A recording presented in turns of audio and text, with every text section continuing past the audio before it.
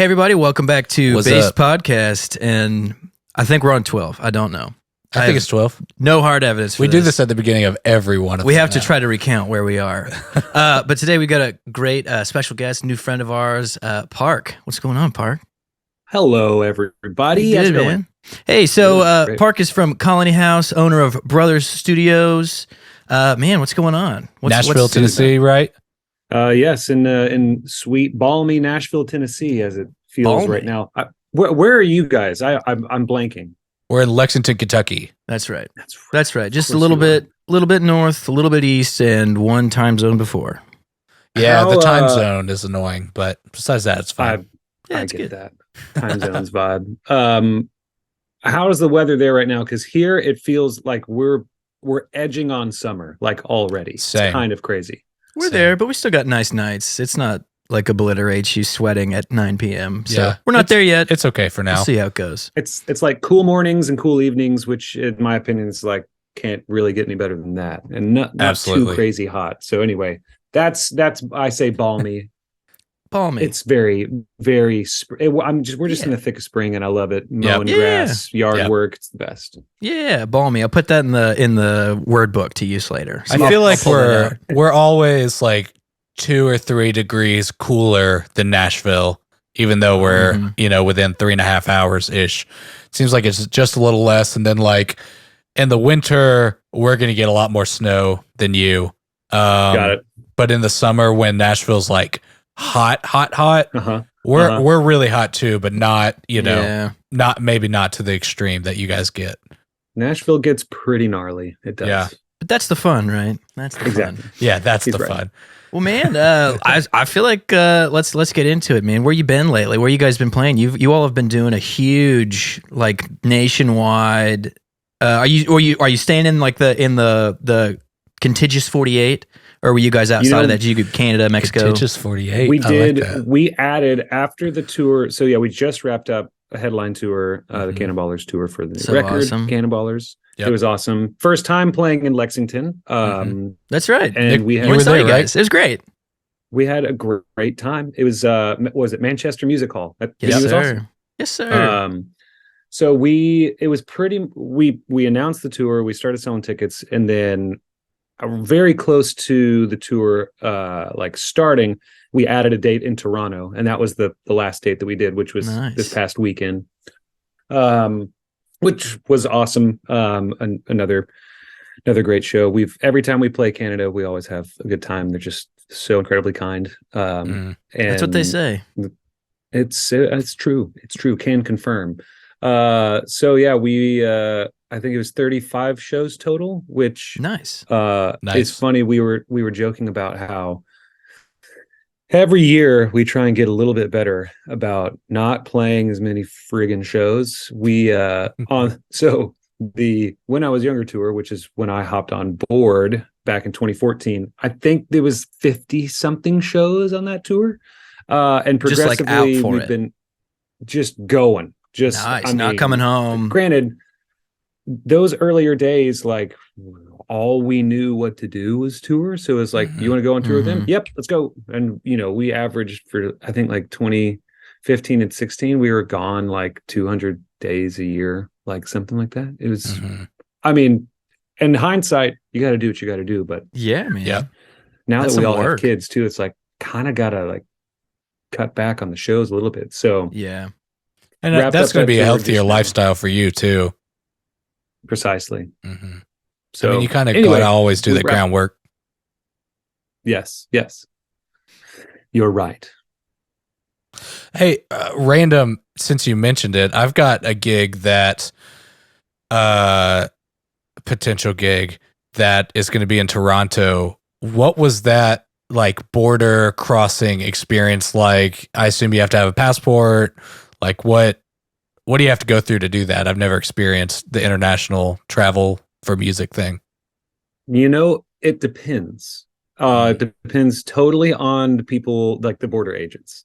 Every time that I've done a border crossing, it's been relatively chill. Okay.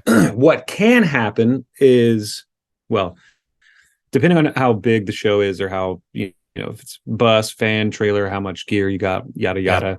You got to have a manifest, listing out everything that you're bringing in, the value of everything, and I mean everything. The thing that can get tricky is with merch, because I forget what the tax law thing is, but basically you can get screwed if you for instance, let's say we started this tour in Toronto and we had all of our merch with us.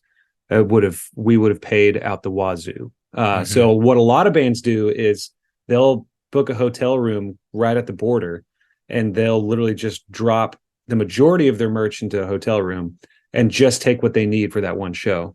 Oh, because wow. of tax purposes. Really? So you're taxed on everything you would want to bring, potential sell. That's items. that import tax, everything baby. that you would put. I think it's the potential. Let me think about this. It's like if you have X amount of merchandise that you're going to sell on Canada's soil, sovereign they land, take a cut of that, and I forget what the cut is, but it's it's not good for artists. Wacko. So you kind of just take only what you need. Yeah. Interesting. So that's a little trick of the trade. And then that is great. I would have never thought about that. Yes. A manifest just with everything that you're bringing in. Now, I say it depends on the border agent. If they're chill, 9 times out of 10, there and back, we just had to.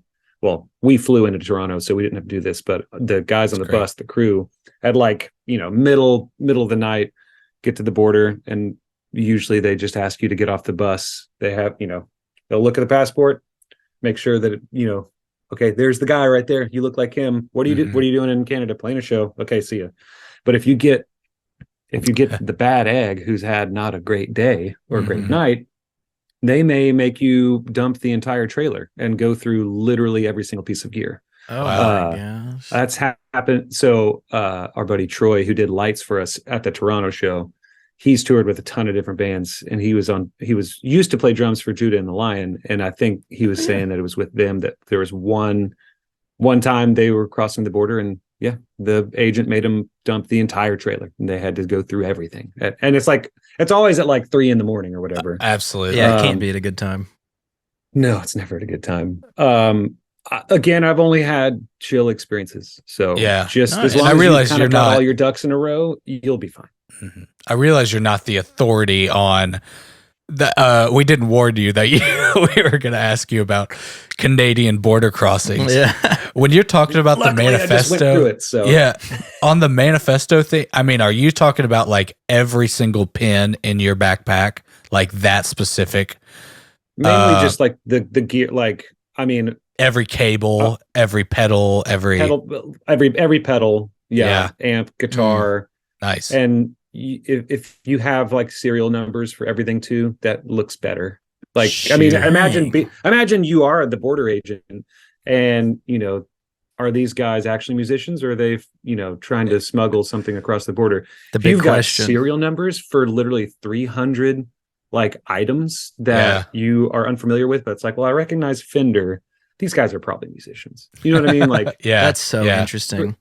It's crazy. And again, I'm happy to let our tour manager handle all those details. But the first few times that we crossed, when it was just the 4 of us plus our old tour manager, and we were having to do all this stuff ourselves, it was it's exhausting. But I will say, for the amount of work that it takes to cross the border, it's worth it. Those shows, they always go off. Vancouver's tight. Calgary's absolutely beautiful. Sheesh. I mean, we could spend this whole podcast talking about Canada if you want. I'm fine. Right, yeah. Let's go. But anyway. That's a great pivot point to talk about what we're actually here to talk about. Is bass guitar, baby. The bass.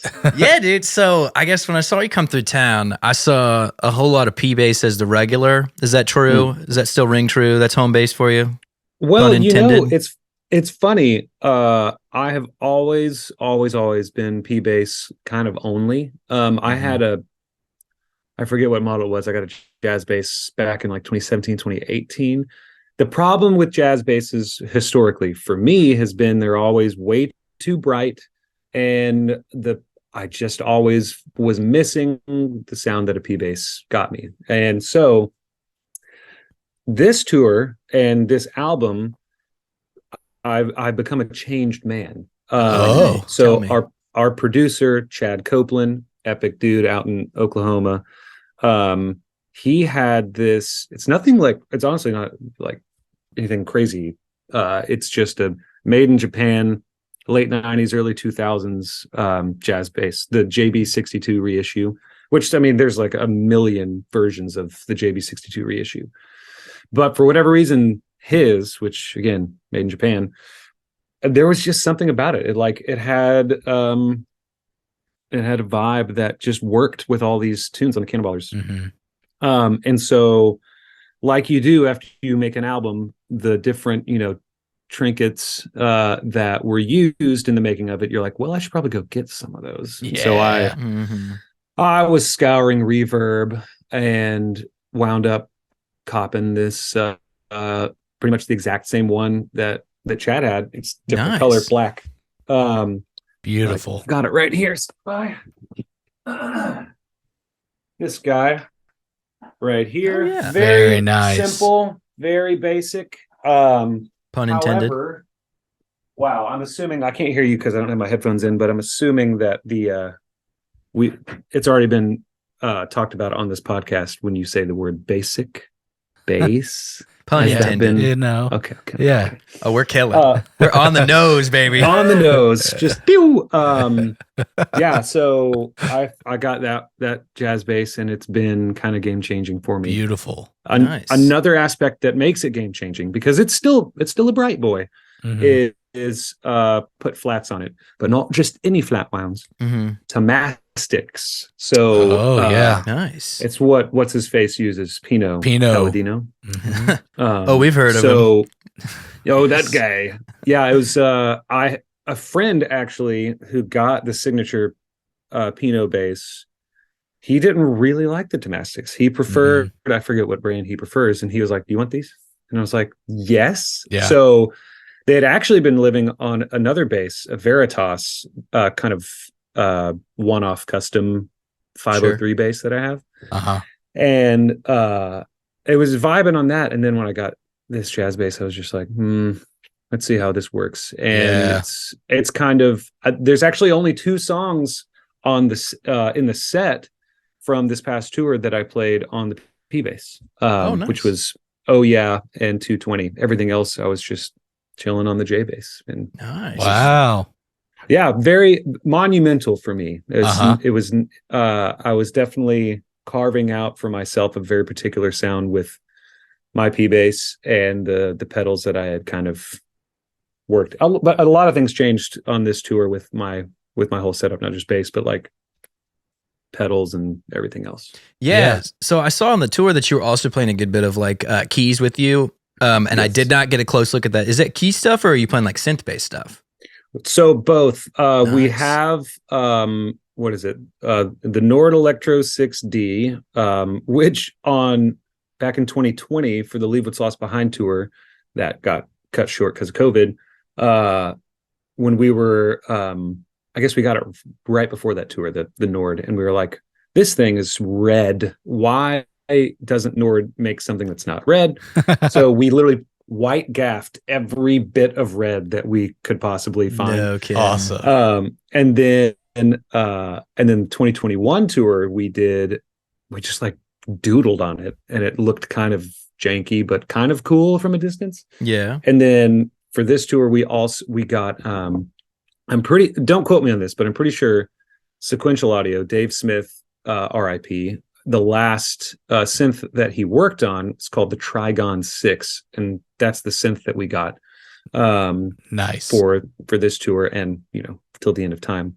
So I had Nord on bottom, Trigon on top, which Nice. we now call the Trigon the Trogdor. I don't know if y'all are familiar with Homestar Runner. Oh yeah. Okay, good.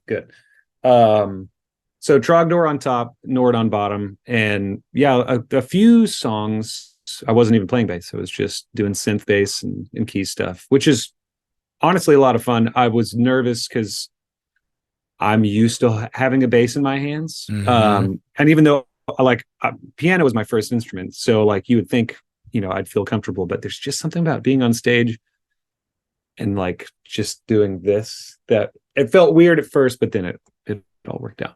So Nice. But the Trogdor, you should check out the Trogdor. There's it's insane, dude. Like the quality of those synths, unmatched. It's insane. That's awesome. Right on. Okay, cool. The first time I got synth envy was from a Dave Smith or Sequential Prophet. That was the first time I've ever been like, I care about how the synthesizer sounds. This has maybe changed me. That's it's on that like studio bucket list of like things I really want to have around. Yes, absolutely. To pivot back to your recording thing, did your producer were you recording on flats for the record as well? And what was that signal chain like? We did. I don't think his had flats on it. His were just like really, really dead round wounds. Yeah. That's typically my go-to. The poor man's flats. That's my go-to. In rehearsals for this tour, my P bass. Let me think about this. My P bass I hadn't changed the strings in probably 3 years, and it was sounding better than it's ever sounded. And then, of course, freaking broke a string in rehearsal, and I was like, and I didn't think about, I never tried, still haven't tried it, but I've heard that the trick for making new round wounds sound like old round wounds is Vaseline. Have y'all tried that? Yeah. Nick makes fun of me. I Vaseline up my flat wounds when I get them. Vass it up. Oh, your flats. Oh yeah. Yeah. It works on anything. He wants that tubby tub. Yeah. Wow. I mean, that's respect. I mean, I still haven't tried it. I need to try it. Yeah. Yeah. When the string broke on my P bass, I was like, dang it. And then I realized, oh wait, I've got a pair. I won't say the brand. I had a spare pair of bass strings from a brand that I never used, and I was like, let's try them out. And they sounded like garbage. Sounded like a freaking Coke can. It was terrible. So I ordered some what are they called? Half rounds, just to like see what the vibe was. Yeah. And I liked it. Used it all tour. It definitely. Nice. I don't know why I still haven't tried the Vaseline trick. I just need to try it. But it takes a couple days. Like you have to kind of do it and leave it overnight, then wipe it off in the morning, then kind of, do it for like a week or a few days. Honestly, any disgusting junk will work. Like you could just use like lotion or truck something. hitch grease. A producer named Brent Milligan, who also plays bass with Caleb Will's dad. I know of him. Oh, dude, he's awesome. He's a freak of nature at bass. Absolutely slamming. We need to get him on. I bet he would come on. He would. We at my college, Barry Blair, who was in Christian Audio royalty. Adrenaline, Yeah. and he was up there. He produced some Bleach stuff as well. He knows Brent really well, and so we kind of had this like recording school group that Brent was put in, and so it's like, oh, I can ask you questions now. Yes. But he started posting these like videos like once a week or something. I don't know if you've seen them on Facebook, where it's just like a riff a day thing. And even cool. Watching that, I'm like, I gotta start practicing. Like like I'm slacking compared to that guy. He's insane. He had this old trick where he would put Sprite on his strings to make them dead. Like, okay. I guess all the sugar and stuff would just like kind of corrode the strings. I never tried the Sprite method. Honestly, but something that I should have done is just let Caleb Chapman play the bass for approximately 30 minutes. He has acid fingers. Just the greasiest hands. It's the weirdest thing, dude. You can change his strings, and in 5 days, it's like, I mean, unless you just want that dead sound, like those strings are toast. That's crazy. Wild. That's awesome. He does sweat a lot, but it's like there's something in his fingers, man. Yeah, it's the funk. That's funny. It's that finger funk. Yeah, it's funny. Right. So it all ended up coming up. I had bought this P bass off of Facebook that had these old labellas, and I was like, "Yeah, this is great. Like this is cool." And then I got it, and there was this really odd harmonic note thrown every time I'd hit the E string that was like not really in tune with itself. So there was always this, every time I would play like anything on the E string, there was just this warble until it resolved itself or left, like this overtone that was thrown. So I was like, daggone. So I had to put new labellas on, and he was like, you ought to rub some lotion on them. And Don't characterize my voice that way. like, you ought to ruin those things, man. No, you totally, like, it works. It's great. Because it's always so heartbreaking with, like, an old flat wound string breaks. The only strings I've ever had break have always been flat wounds. I actually really did not enjoy Tomastics either because they're so low tension and I play really freaking hard. Which Pino legend has it, at least his action's super high, so it makes sense that he's having like a low tension string for a high action. But they just weren't for me. And they were also, at least at our local guitar store, like $80, right? I wouldn't say I paid. Now, I could be an idiot. As before I was using Amazon, I was a little teenager, but I swear I paid over $150 for those. Oh my gosh. Hold on. I mean, we got to clear this up right now. Fact check. They are incredibly expensive strings. I mean, my labellas, what's labella? Like $60? Yeah, labella's expensive, yeah, but that's like, it's not like unheard of because a good pair of rounds is like 45. But if 50. I get years out of these labellas, it's like worth every penny. Sweetwater, Tomastic, Infeld, Jazz, flat wound bass guitar strings. This says 85. Although, depending what store did you say you went to? I do not want to name the local guitar store that price gouges. Well, if it was someone local, call it a center. Yeah, I swear that I paid over $100 for these. It's quite possible. And part of that reason too, I was probably mad that I saw it on Amazon later, that I could be like, I could have saved a bunch of money. But they would also make like violin strings and stuff. Because it's the same kind of flat wound thing. But I had a period where I had flat wounds on a 5-string, and it would I had 2 different pairs that just unraveled. And the only strings I've ever had issue with are flat wounds. That doesn't mean I stop. It just seems like every now and then something weird goes wrong with them, which every now and then is like once every 5 years. Like it's not that bad. For sure. I'm lately I'm a pretty big labella convert. I really like the tension on labellas. But that's just me.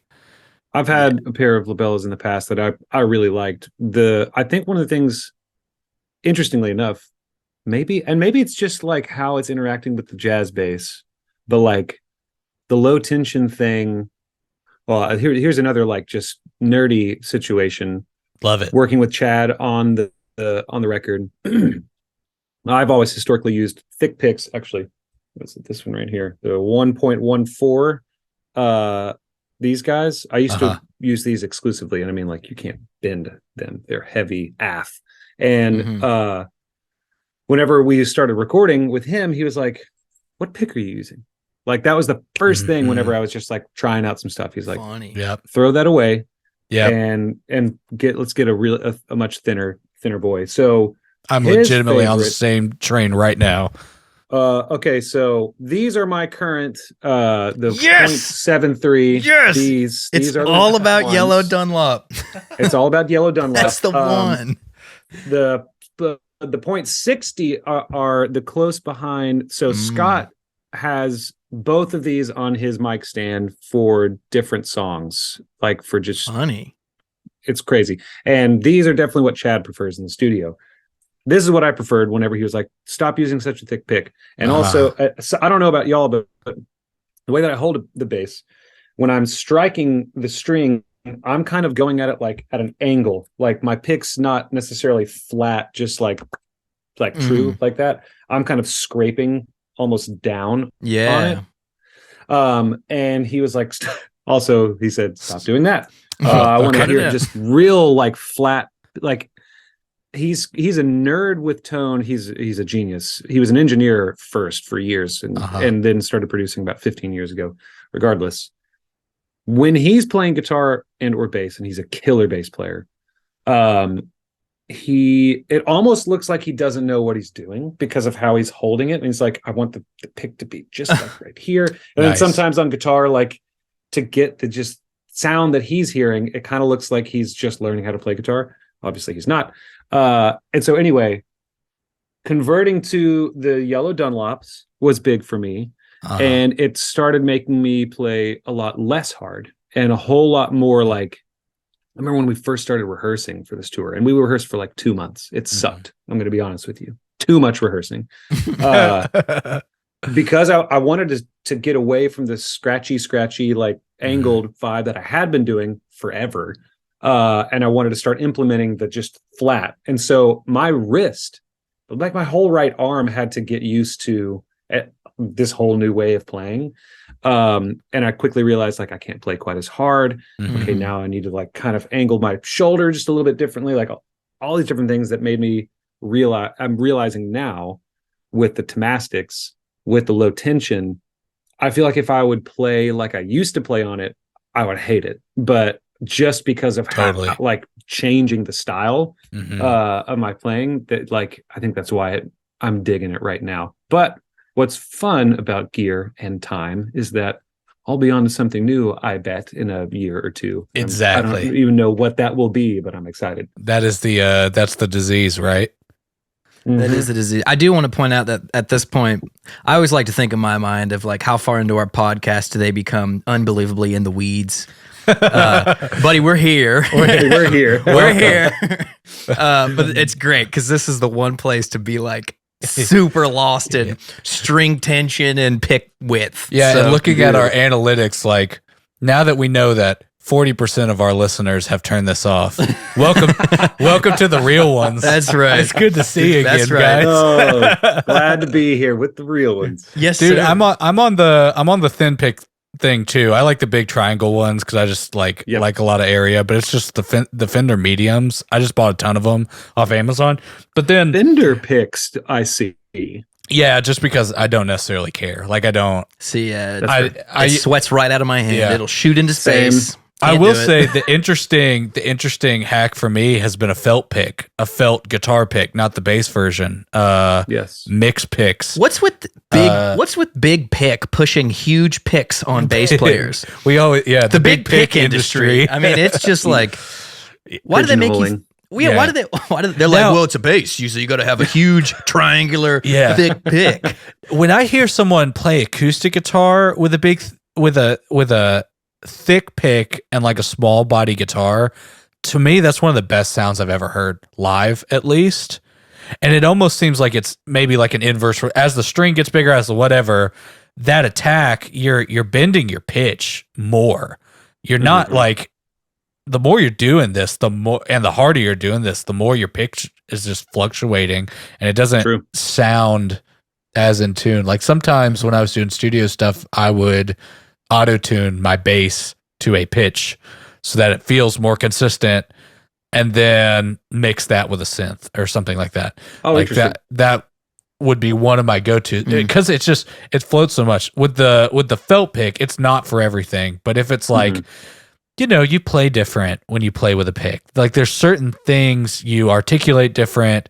If you want that feel, but it's like a ballad and it's dark or whatever, and you don't want that pitch jump, the felt pick is cool, but I would never use it live. Oh gosh, there it goes. There it goes. But in the studio, it's pretty cool. Dwayne Lundy turned me onto that. It'd be a tough sell live. Definitely. Like you would miss the nuance. Yeah. So speaking of that, like, seems like a lot of your tone choices are trending darker. Have you had any conversations with your front of house guy, or is he asking you to brighten it up, or what do you do? What do you do to counteract some of the darkness that gets lost in a live setting?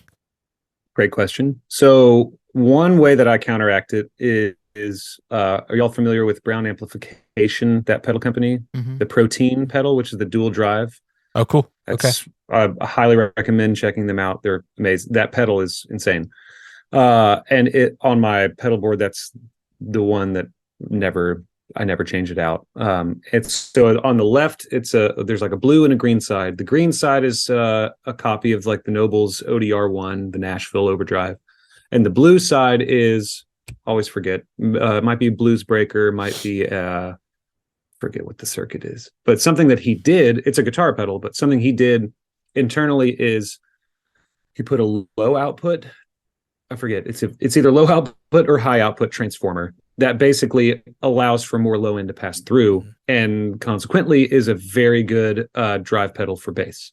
And the blue side I keep on at all times, and I've got the tone for that at 3 o'clock. So I'm adding lots of tone for this particular circuit with it's not a ton of gain. The blue side's low gain, the green side's higher gain. Excuse me.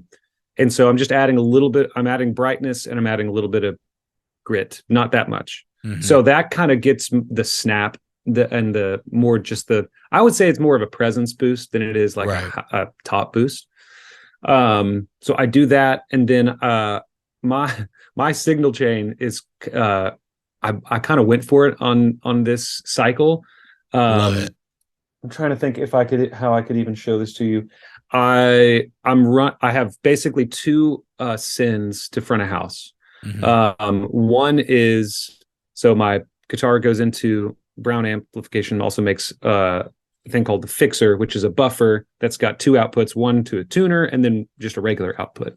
Nice. So that's the first thing. So I go into the fixer, out of the fixer into if you're familiar with Lele, Lehle, their P splitter. So into that, out of the splitter goes directly into a Geddy Lee Sans amp rack unit that using the deep channel that goes into an Audioscape 1176 compressor, and that goes to front of house. So that's just like that's amazing. Untouched, clean, deep, low. And that's like, so he's got that at front of house. And then just to be clear for anyone listening, like that is not a pedal. That's a legitimate 1176 recreation, a full rack Geddy Lee money. Let me see. I might be able to show you because I've got it sitting right next to me in my studio. Oh yes, look at this. Let's see. Yeah, there it is. Oh, so beautiful. Nice. That right there is what was sitting on my amp next to my bass head every night on tour. And whenever I started to make a long story short, I got the Sans amp and the 1176. I intended it to keep it in my studio in Brother. And like a week before rehearsal started, I was having a conversation with Scott, and I was like, man, I'm excited, maybe one of these days to like really upgrade my live rig. And then I came home and I was just staring at the Sans amp and 1176 in my rack, and I was like, I just bought those. I could just take them on tour. Yeah. So it was a pretty big game changer, definitely for in-ears. And our front of house, Michael Lewis, he's a G. Him and Will mixed our live record. If you ever want to go, he does a lot of studio mixing work as well, but front of house, like live, he's a wizard. And he had never been complaining prior to me making this switch. He's never told me like, dude, I really wish, or I really need less of or more of this. I'd always been like, he's taken care of as far as bass is concerned. And so whenever I told him like, hey, I'm going to upgrade my whole situation, he was like, dude, that's tight. We can get super, nerdy. That's what you want. You want someone else to take that interest too, Yes. So first signal path, like I said, guitar, bass goes into the fixer, into the split, Sans amp 1176, front of house, clean beam, just low boy, just and then the other side of the splitter goes just to the rest of my pedals, which is I got a barefoot effects, Queen Beast fuzz, the Brown amps, Protein overdrive, Walrus Audio polychrome flanger, which is pretty cool, and then Walrus Audio R1 Mako series reverb, and then that finishes out into the Walrus Audio Badwater DI. So I don't know, guys, the Badwater is a fantastic bass DI pedal. It's got onboard compression, onboard drive, and then low, mid, high. Nice. EQ, and the low, mid, and high mid, you've got sweepable frequency. Oh, sweet. And I was using this RNDI, Rupert Neve Yeah. DI. Love it. This Fans. was my DI on the board for forever, and then I tried out the Badwater, thinking I love the Walrus Audio guys, but I was like, how is it going to beat out a Neve? Right. And it has not left my board since. That's wonderful. Nice. Going on over a year and a half, 2 years. So anyway, I kind of call it the like wet effects send for bass. So you've got the 1176 clean bean, and then you've got the pedals going out. So he's, Mixing able to blend the two. Yeah. And what he's doing at front of house is the pedal board send. He's got a very aggressive low cut on it. So it's almost like my drive and stuff is just like a top boost. Yep. Sitting on top of the bed of the That's wonderful. low Sans amp. And definitely in on in-ears, I mean, it was kind of night and day. It kind of sounded like, oh, that's a good signal path to like, that sounds pro. Yeah. That's so great. I was really, really happy to just kind of go ahead and make that jump to increase. I mean, who knows? One of the weirdest things is that I'll never be able to see a Colony House show, so I don't really know what it sounds like and feels like, out there. Sure. Yeah. But that's why you hire a pro. That's why you hire a pro. That's especially if he's mixed your live record too, that he's hit your vibe, and that he's going for that vibe every time that you play a show anywhere. Like that's a trustworthy, because in our current situation, Nick tours we both tour with a country artist, and we're not at the point where we're bringing a front of house engineer, and so you're kind of at the mercy. You can't really do. You can't really give up that power of giving them like a split signal, a dirty and a clean or whatever, because you know that they're just going to take the clean and they're going to not really, babysit too your dirty, signal. and then they're not going to put it right. in. And right. And at a certain time, that's it's fine, but you just kind of got to know what you're into. But like having someone who really cares about it, maybe as much or more than you do, and can nerd out with you, like that's such a huge piece of bass tone live. That dude, for sure, everybody's gonna want to, like, once you experience it, you're like, this is the best thing ever. Like having a sound guy you can trust. On your, just because I'm gonna nerd about studio stuff, your 1176, how are you hitting that? Like 1176 is super clean, but adds a little bit of distortion, fun artifacting, and everywhere on the attack is pretty fast. But that doesn't mean you have to go as fast as it. Are you using it kind of on a slower attack, or is it like really, really quick hitting it, or what's your attack and release like? Just because of how the setup was, I was actually doing a slower attack and a pretty slow release as well. Yeah, cool. Mainly because so jazz bass has the Tomastic flat wounds, P bass has the half rounds. So I was kind of wanting to get as much just kind of extra sustain that it could give me, right? And seeing as how it wasn't affecting kind of, we'll call it the top boost, the the pedal send. I was, that slow release was kind of the key for me to be able to kind of just like, not for the longer notes and stuff, to not feel like it was dying out. And I was also I was kind of the output from the Sans amp, basically I was running it to where the input was kind of low and the output was a little bit higher, so I wasn't really adding too much color. But yeah, the biggest thing for me was just that, like, that once I kind of, and it was kind of like halfway into tour that I was like tweaking stuff, that I switched to a slower release. It was a pretty fast release at the beginning, and then I was like, we kind of had a little nerd out session, one sound check where we had some extra time, and both Michael and myself were like, this feels better. Yeah. Which nice. Intuitively I wouldn't have suspected to be the right move, but for how we're running it, it worked really well. Man, that's awesome. Have you had any reliability issues with bringing a studio piece live and then also setting it on a vibrating bass cab? Luckily, no. It's I awesome. mean, we just did that whole tour and I brought it back and I used it on a session on Monday. And everything was good. Something I did do is I put some decent not decent, some high quality foam underneath the 1176 and also in between the 76 and the Sans amp just to like Cool. have it be not just as immovable as possible. Uh-huh. And I mean this little rack unit has a good case as well. And I think there was only 2 shows where the stage was rumbling so much that like we had to freaking tape it to the. So most shows I had my bass cab on its like horizontal on the ground, and so it'd just be like bass head right here, and then 76 right there next to it. There's a couple shows we had to just gaff it to the amp so it wouldn't fall off. But yeah, that's amazing. I mean, knock on wood, I didn't have any issues. Awesome. I was That's really phenomenal.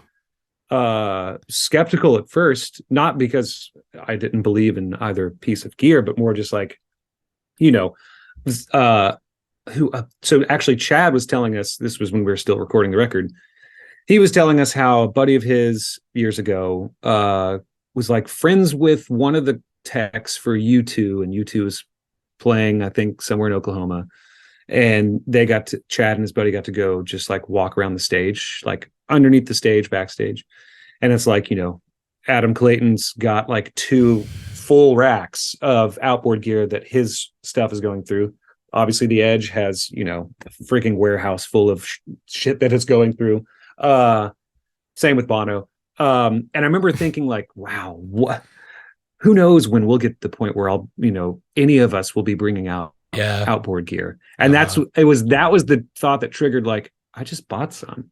Why couldn't I take this out on the road? Yeah. We have like, we've got racks, we've got cases, like, and it kind of made me, it broke down the kind of fourth wall barrier where it's like, no, not until you're like a big boy, like wait until the big dogs play. It's like, screw you. I'm a big dog. Like, I can bring I'm this a out big on the dog, road. man.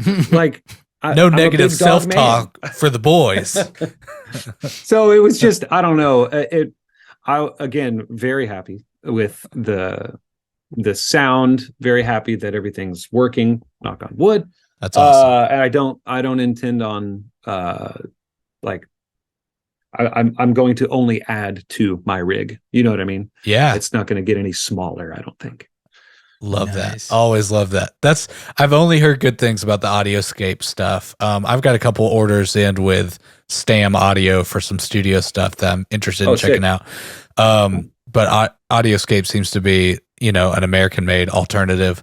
And they seem to be doing really, really great work. I got turned on to him. A buddy of mine, producer who lives just 5 minutes away from me, he got I forget, one of their compressors. He started singing their praises, and then I have consistently, the more that I'm talking to other engineers and producers around town and just through the grapevine across the nation, more and more guys are like, this is the company that's doing it right. Like Warm Audio, they're great, especially for the price point, but kind of they're watch out. Audioscape's coming for them. And they should. All the Warm stuff's designed in Texas, but it's made overseas, and you do get the price benefit of that, and so it's really great if you are on a budget, right? And then someone who's also has a studio in their backyard, you get it, and you're like, oh man, drum set, okay, that's a lot of inputs, and then you're like, man, I want to compress. Oh wait, I have one 1176, and I've got 12 inputs of drums. Right. Crap, like there's a total valid place for it, but you're right, like the audio stuff seems more premium, a little bit more well regarded, and it seems like some of the Warm stuff, there's certain things that are like absolutely fantastic, not replicatable. Gosh, I said that so bad. I like it, but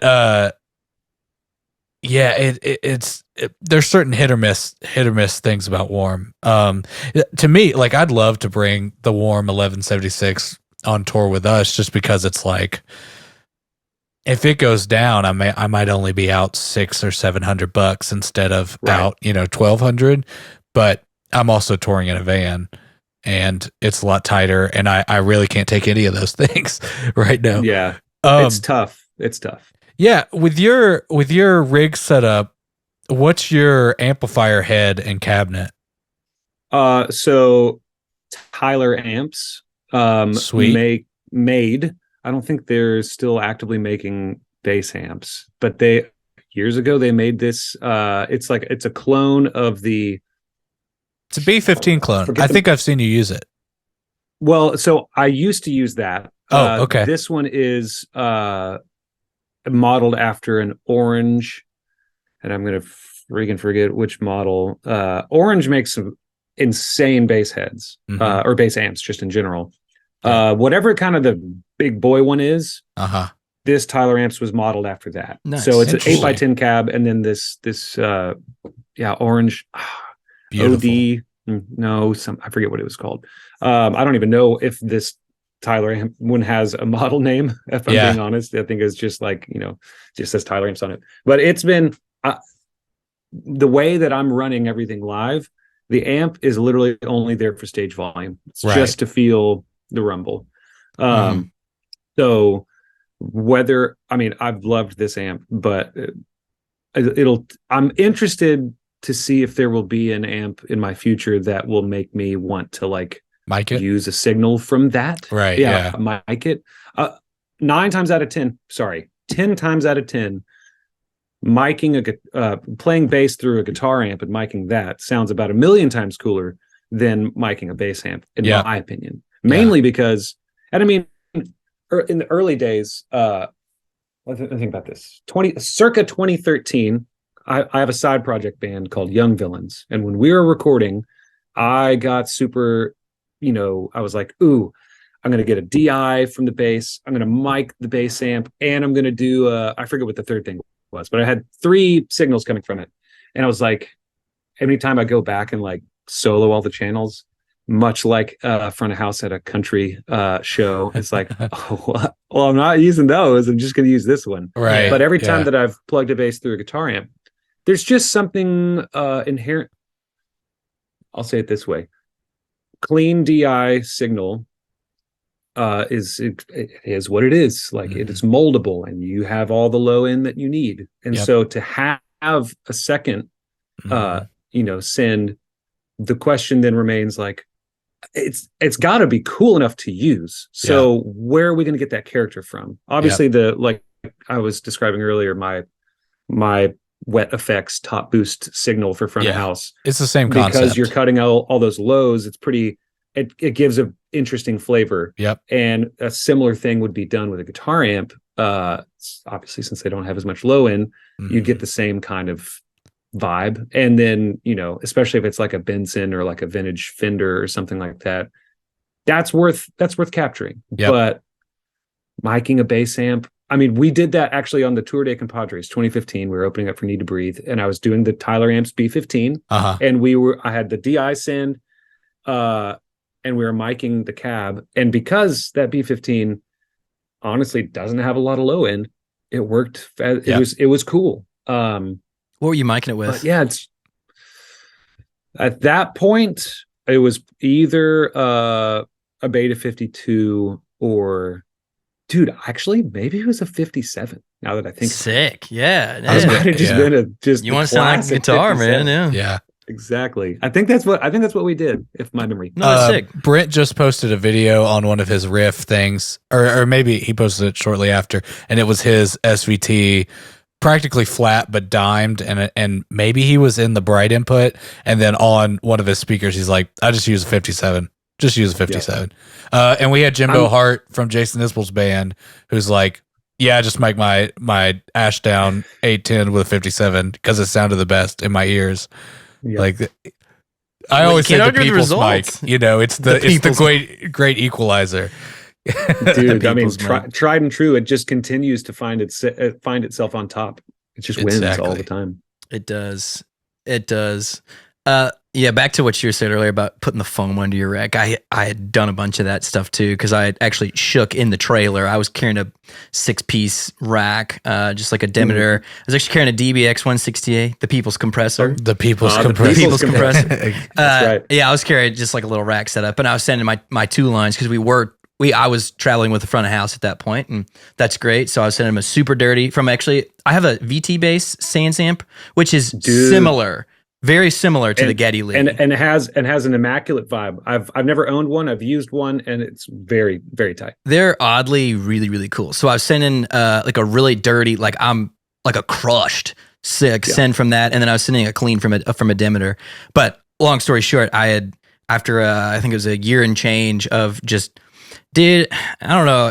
I'd love to hear your input on this, but Tennessee roads and West Virginia roads are just like the 2 worst things, and I feel like I wasn't on another state's roads more than those 2 states, just playing country music at the state fairs and the honky tonks. Of course. And it just shook it, dude. And I had to send my Demeter just to California to get basically it reassembled, like push things down, knock it back down. So there's now like hot glue in there and everything, but foam. I was like, that's what you got to do, man. Yeah. I mean, I truly the roads are, depending on how well your stuff is just kind of contained, and then in cases, and then how good the pack is, and then like if all 3 of those things are kind of it's all right, and then you add on top of that super bumpy roads, recipe for disaster. Luckily, I think I said this before, but like, that's why on the front end I was like, I'm gonna like put all my effort into putting this foam in here. It's just because I was like, I want the least amount of possibility for any of this stuff to shake more than it has to. And honestly, something I should probably get in the habit of doing, which I haven't done yet, is post tour kind of just like going through all my pedals, whatever gear I took, and just being like, I'm either myself opening it up or just checking to make sure that like, are you good? Are you good? Are you good?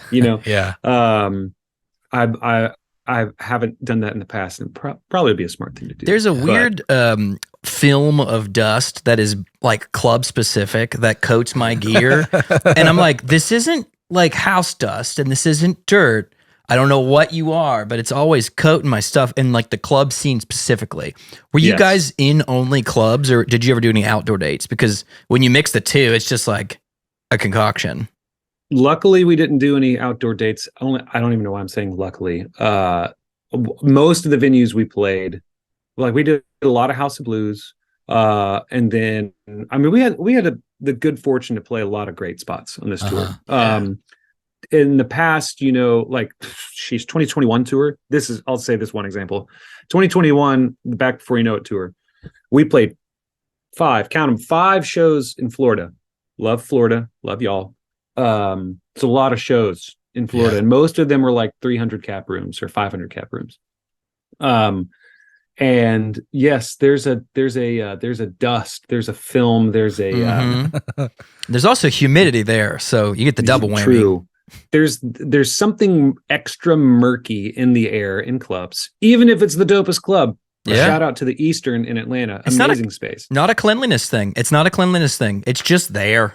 It's just rock and roll in the air, and it just is heavy, and it falls on your gear. And then like, it's funny because it is resistant to compressed air. Like you got to take a toothbrush to that stuff. So why was I talking about Florida? Oh, I was just saying Florida on this. So last tour we did 5 shows. This time we did 1 show, and everybody from all those other 4 cities migrated, and it was like, oh, we should do this everywhere where we normally play like 3 shows in one state. Let's do 1 and see if everyone shows up. But that was a good part of this tour. That's awesome. There's another, I was going to say something else about the dust. What was I going to say? Oh, dude, I don't know what it is. Maybe it's just because it was a natural finish on my P bass. No, because it was an aftermarket neck. The neck on my P bass, let me see if I can show you, is like, I have to get in the habit of cleaning this thing mid-tour. I don't even know if you'll really be able to see any of it, but like, if you see this gunk right here, it's hiding all across. Oh, sheesh, there's more. And when your hands get sweaty, it just like stops. Anyway, that's the one thing that I probably hate the most about the murkiness in a club is what it does to only that bass. Yeah, that that's bass neck funny. is just like. I think he does this, but I do it for sure because I always, especially there's some shows that I'll be like, wrapping cables or whatever and not have time to wash my hands in between playing, like sound check and throwing some cables down at like, I don't know, the Missouri State Fair. So I'll do that. And I always have this gross whatever on the back, but I always keep like Scotch Brite or like Brillo pads. And that usually does it for me, but yours might be a different kind of, it usually takes care of what I need to. I think you do that as well, right? Well, I don't take one with me, but I take as much finish off all of the necks as I can get away with.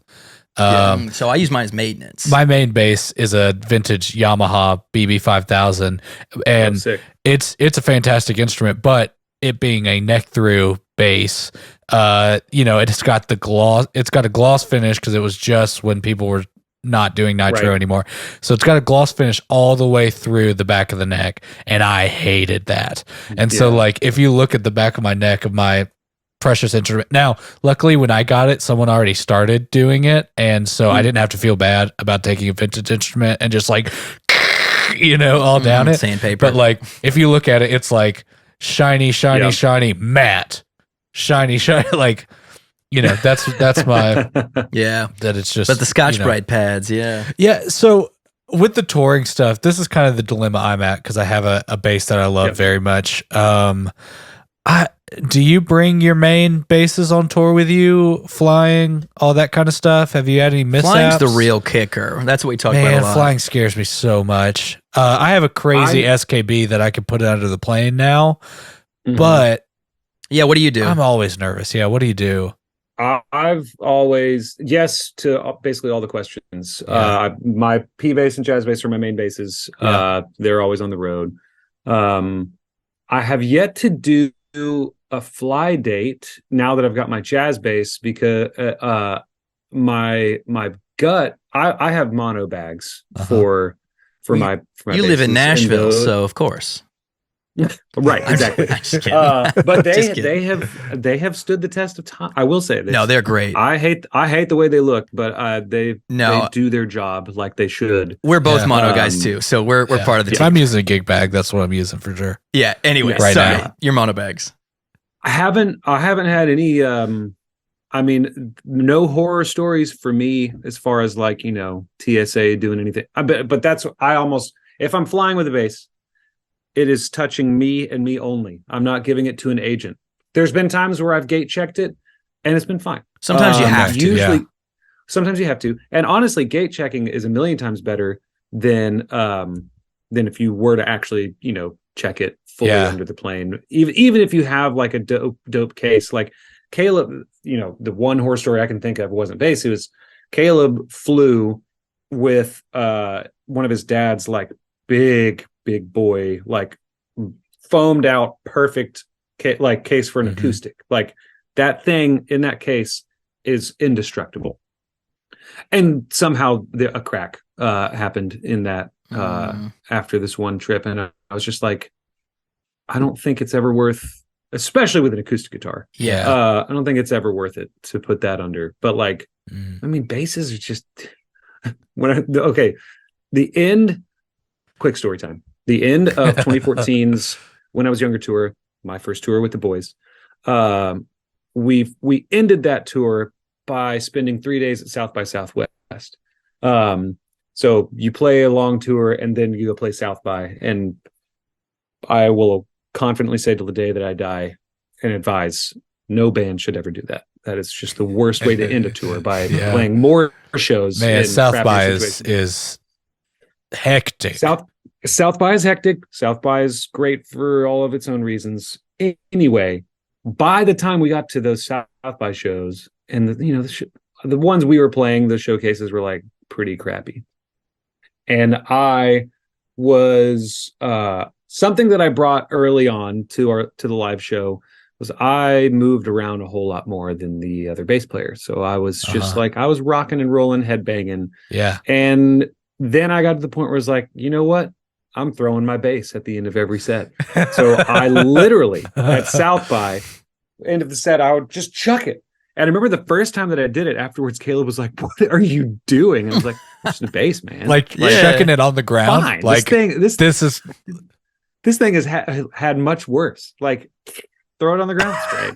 I don't do that anymore. It was very silly of me. But my whole point in doing it was like, dude, these things are pretty tough. Totally. Luckily, back to like flying, you know, I haven't had any issues yet. And I think most of that has to do with like, you know, it's me and me alone that's touching that thing, unless it has to get gate checked. Yeah. I've never successfully gotten now I've only probably done it 2 or 3 times. Well, I shouldn't make this blanket statement, because the other times I flew Allegiant with a bass, but with Allegiant, it was cheaper to get another ticket than to add a bag. What? So I strapped it in the Allegiant's so weird. I mean, it was like a $60 or $70 ticket. Like but that's what they do, man. They'll charge you $70 for a bag. It was cheaper to get a seat. That is wild. Because you couldn't put it up in the thing? I didn't even try, because I had purchased it a seat. So like, why would I? You know, but she rides with me. The other times I've flown with my bass, I've always been forced to gate check it.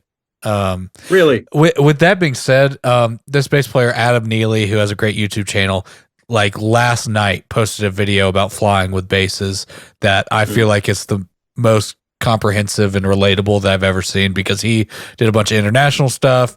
They're not necessarily glamorously touring, like, and they're an electronic heavy and bass, whatever.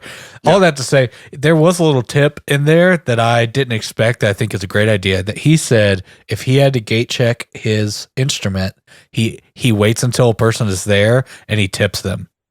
He gives them $5 or $10. Wow. And I was thinking about that. I was like, genius. Why didn't I think of that? Dude, it's so funny because I'm on the other side where I'm like, I don't take basses that I like love.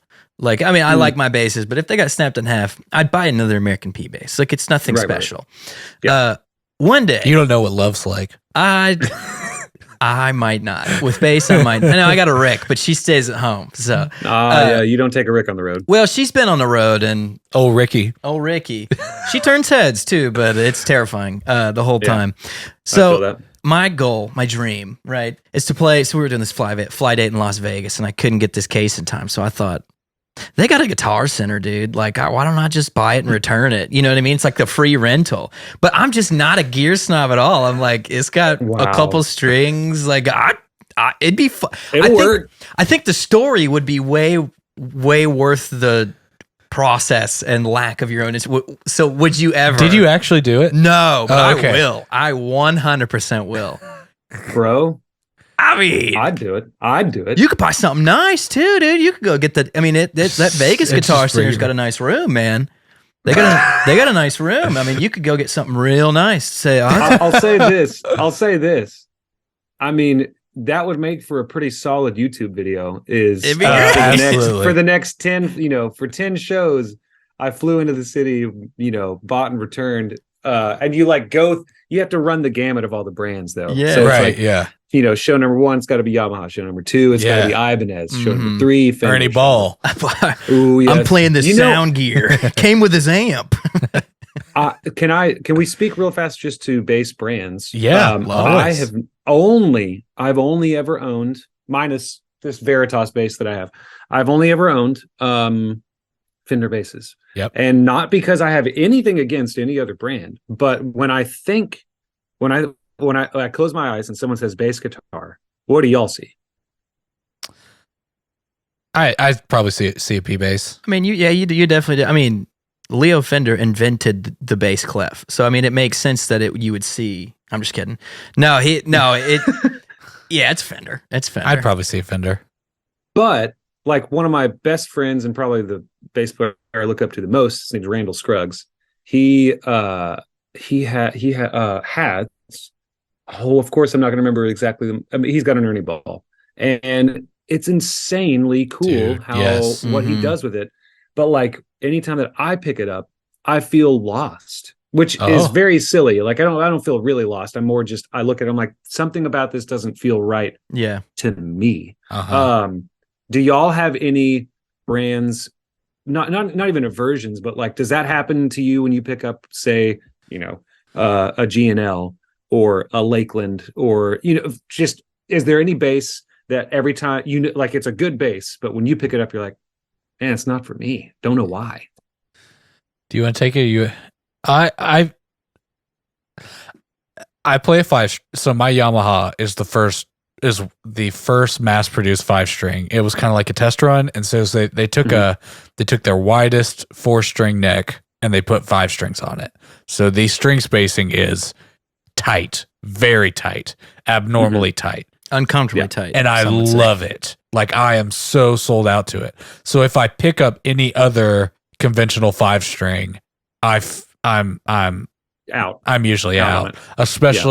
especially 5 Lakeland. They seem a 5 Lakeland and a 5 Fender try to go even farther in the string spacing, and so I'm just kind of lost. I would say the other one is like I haven't used a Rick enough. Like it feels like a different beast to me. It doesn't feel like home. He's just hating on my basses. No. Oh, I actually did call out both of your basses. No, I'm sorry. Music Man has a little tighter string spacing for their 5s. Yeah. So I'm very into a Music Man. Even though I'm not usually an active pickup guy anymore. Now I'll play anything and I won't think about it. I can't get by with his, but if you gave me an afternoon, I'd have a good time, I feel like a fish out of water most times, so I just play whatever. I think that's better. That's a better answer. No, it's dude, not my answer. But it's a better answer. I've got such a weird take on gear anyways, but I've got a couple and they're all so different. And now I just want to start getting the weird stuff. I want like a Thunderbird so bad. Oh, I'd dude, love to I have was just thinking about Thunderbird. I'm really interested in bad. finding a Thunderbird. And also the Gibson Grabber. Oh my gosh, Yes. the Grabber and a Ripper both. Yes. I'm like, I want the full Gibson collection. Yeah. And it'd be the most inconvenient 3 basses to ever own. Yeah. I mean, it would be horrible. It's just Instant vibe though. instant vibe. Yes. Like, Dude, it's one of those things that makes you play different. yeah, but because of its quirks. also I do love those tones though. Like yeah. there are certain bands that when I think of those basses and they play them, like for instance, I don't know if you guys know this band, Pet Symmetry. Do you know this band Pet Symmetry? He's on a Grabber and he does like power chords and stuff, and I'm like, That's tight. oh man, it just sings. And then the obvious Thunderbird of a boy who grew up through the 2000s and 2010s liking early indie rock, the Kings of Leon. I was going to say Thunderbird, Kings of Leon. Dude, of course. Iconic. Gotta It's have it. such a good tone. Jared. Follow yeah. It's such good tone, dude. Man, his line. Another Grabber, big influence bass player for me, and just this band was Thrice. Big Thrice cool. guy. Yeah. Okay. Dude, I was a big Thrice guy, and what's his Riley Breckenridge? The drummer and the bass player were the brothers. I forget which one. I think Riley's the bass player. There's some pretty gnarly tones you can get with that Grabber.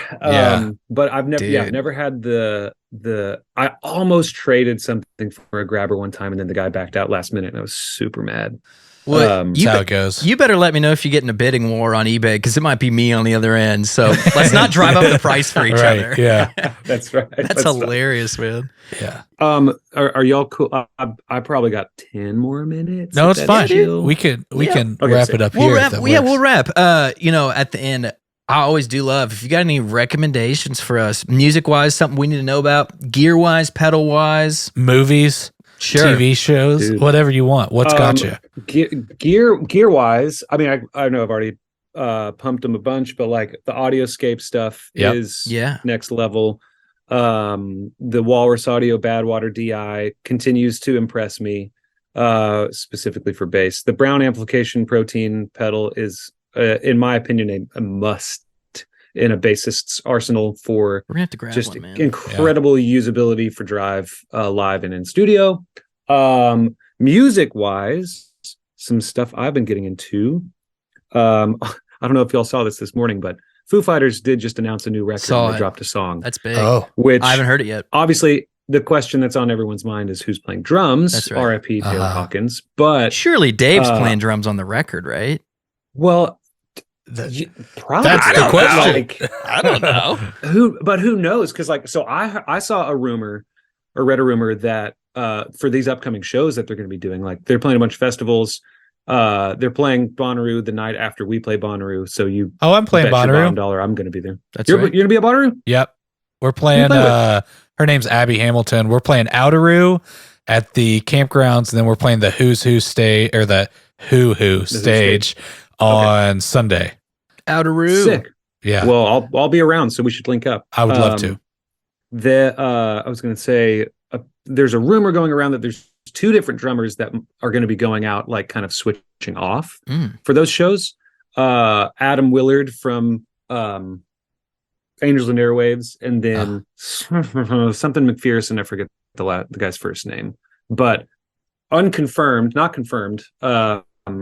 Honestly, my gut was like, surely it's going to be Josh Freese because that guy's a beast. That's what I had heard. Watch the Taylor Hawkins tribute? I did not. I've seen bits and pieces, but I have heard somebody else say that Josh Freese was what they were thinking. Josh Freese. So, I mean, that whole tribute concert was super long, and I had the opportunity to watch all of it, which I was glad for. But like, of all the performances where it was the Foo playing, they had a number of different drummers. Seth Hawkins, Taylor's son, is what closed out the night playing My Hero, and it was pretty special. I bet. And I think they mentioned, I think they said that maybe whenever he kind of gets older, that he may end up drumming with them. That'd be amazing. Josh Freese very clearly was the standout drummer performing at that tribute concert. Anyway, we don't have to talk more about that. Is the Angels and Airways guy, is that spelled like ILLA, Alan Rubin? Oh, okay. So Elon Rubin did stuff with them, but Adam, spelled ATOM, Willard, Atom. Adam Willard is this one rumor that I saw. Right. I mean, rumors. So who knows? But Elon would be. I mean, that guy. I was about to say, insane. I have been obsessed with his Nine Inch Nails drumming for a minute, dude. Especially when you get him and Pino playing for Nine Inch Nails. Gosh, holy moly! Anyway, so the new Joe record, DJO. Joe is awesome. Oh yeah, I put him on Joe. Yeah, the Decide record. I forget actually when it came out, but that record's amazing. It's production wise is phenomenal. It is unbelievable. It's amazing. Have y'all ever listened to a band called Twin, TWEN? They're like kind of an underground Nashville. Nice. Like, not. I was gonna say rock and roll band, but like it's pretty mid tempo, pretty like not too intense. They're super cool. Twin. We'll check it out. Let's see who else here. There's a whole lot of the Cars movie soundtrack. My son is obsessed with that. What a fun time. Dude, Life is a Highway. It is. On, let's go. I mean, that's Lizzie relatable. McAlpine, super cool. Sure. Nice. And then there was something else that I feel like recently. I'm just trying to find it. Where did it go? Did y'all ever listen to Boxer Rebellion? They're no longer a band. Go check out all their stuff though. The Union album is amazing. That's massive influence on early Colony House. Nice. Okay, good to know. And then the new M83 record, Fantasy. There's it's Justin lots Meldale of slow Johnson. burn songs. Yeah. Lots of slow burn songs, but in like the best way. But they wrote the book on slow burn. Dude. If you just want to listen to something with a nice sunset and a glass of whiskey and just kind of experience something wild, put that in. I have listened to that one. It is very good. Nice, man. Well, dude, thank you so much for having a chat with us. We really appreciate it. Thanks We're honored you're here. Absolutely. So yeah. Anyway, we will let's steal a pedalboard photo from you at some point. Yeah, we'll throw it up on there. So we can throw it up when we're talking about that. But besides that, man, it's good to talk to you. It's good to meet you. Thanks again. Yeah, absolutely. Thanks so much for coming on.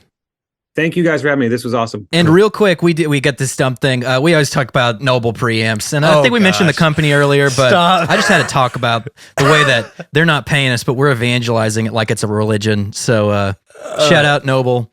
There we are. Love that. Yeah, man. We have a quota where it has to come up in every. It has essential. to come up in every. I'm one shocked it at didn't this come up. point. We've never had to Jeez, plug but you it. made it. That was pretty on the nose. Yep, had to do it. So, man, thanks a bunch. All right, see ya. Hey, thank you guys. Talk to you later.